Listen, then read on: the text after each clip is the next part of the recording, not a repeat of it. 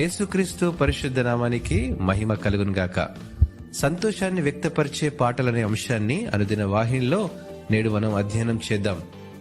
మీకు ఇష్టమైనటువంటి పాట ఏది అని ఎవరైనా మిమ్మల్ని అడిగితే కొంచెం కూడా ఆలోచించకుండా వెంటనే పాడేస్తాము.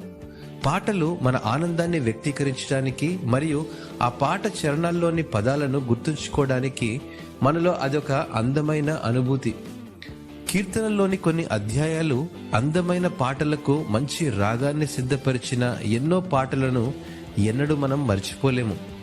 పాటలు మరియు కీర్తనలతో ఒకరికొకరు శుభాకాంక్షలు కూడా చెప్పుకోవడం మనం దేవుని వాక్యం ద్వారా గమనించగలం.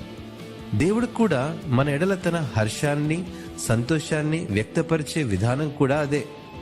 జెఫన్యా గ్రంథము 3వ అధ్యాయము 17వ వచనం ప్రకారము ఆయన బహు ఆనందముతో నీయందు సంతోషించును, నీయందు తనకున్న ప్రేమను బట్టి శాంతము వహించి నీయందలి సంతోషము చేత ఆయన హర్షించును అని వ్రాయబడింది.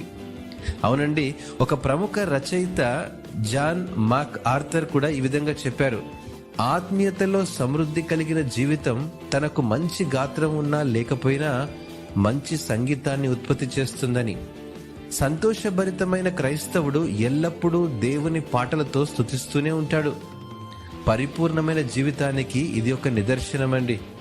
సంతోషభరితమైనటువంటి హృదయంతో, స్తుతులతో, పాటలతో మన దేవుణ్ణి ఘనపరచడం ద్వారా మనము ఆయనను అనుకరించినటువంటి వారం అవుతాము.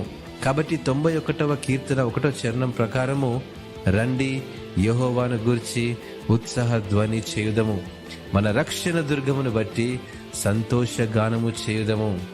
ఇటు మాటలను దేవుడు ఆశీర్వదించునుగాక. ఆమేన్.